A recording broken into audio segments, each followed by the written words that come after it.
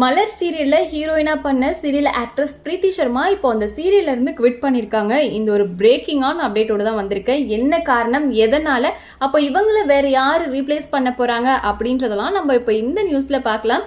So நம்ம எல்லாருக்கும் தெரியும், சன் டிவில 12 o'clock ஸ்லாட்ல ரொம்பவே சூப்பரா போயிட்டு இருந்த ஒரு சீரியல் தான் மலர். இதில் பிரீத்தி சர்மா ஹீரோயினா பண்ணியிருந்தாங்க. இவங்க ஆக்சுவலி திருமணம் சீரியல் மூலமாக தான் இன்ட்ரடியூஸ் ஆனாங்க.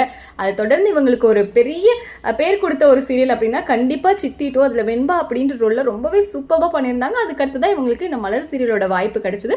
ஸோ அதுலேயுமே நல்லா பண்ணிட்டு இருந்தாங்க. ரேட்டிங்கும் நல்லா தான் போயிட்டு இருந்தது அப்படின்னு சொல்லலாம்.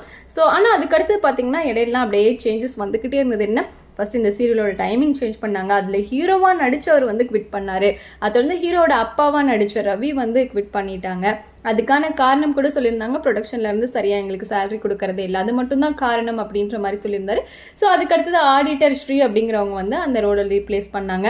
அண்ட் அதை தொடர்ந்து இப்போ பார்த்தீங்கன்னா சீரியலோட ஹீரோயின் வந்து குவிட் பண்ணியிருக்காங்க. அப்படிங்கிறது ரொம்பவே ஒரு ஷாக்கிங்காக இருக்குது அப்படின்னு தான் சொல்லணும். எல்லாருமே மலர் சீரியல் முடிய போகுது அப்படின்ற மாதிரி டாக்ஸ் போயிட்டு இருந்தது. ஸோ மலர் சீரியல் வந்து எண்ட் ஆகிற மாதிரி பிளானே கிடையாது.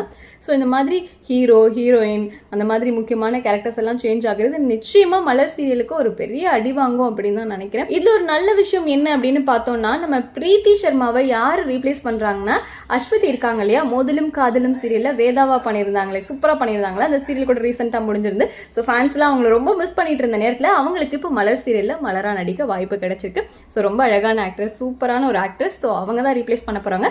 ஸோ இனிமேல் கதை எப்படி போகுது, இவங்க எப்படி ஆப்டாக நடிப்பாங்க அப்படிங்கிறதெல்லாம் நம்ம வெயிட் பண்ணி பார்க்கலாம். ஸோ இந்த சேஞ்ச் பற்றி நீங்கள் என்ன நினைக்கிறீங்க? நம்ம பிரீத்தி சர்மா எடுத்த முடிவு சரிதான் நினைக்கிறீங்களா, இல்லை அஸ்வதி வந்தது இன்னும் நல்லா இருக்கும்னு நினைக்கிறீங்களா அப்படின்னு கமெண்ட்டில் சொல்லுங்கள்.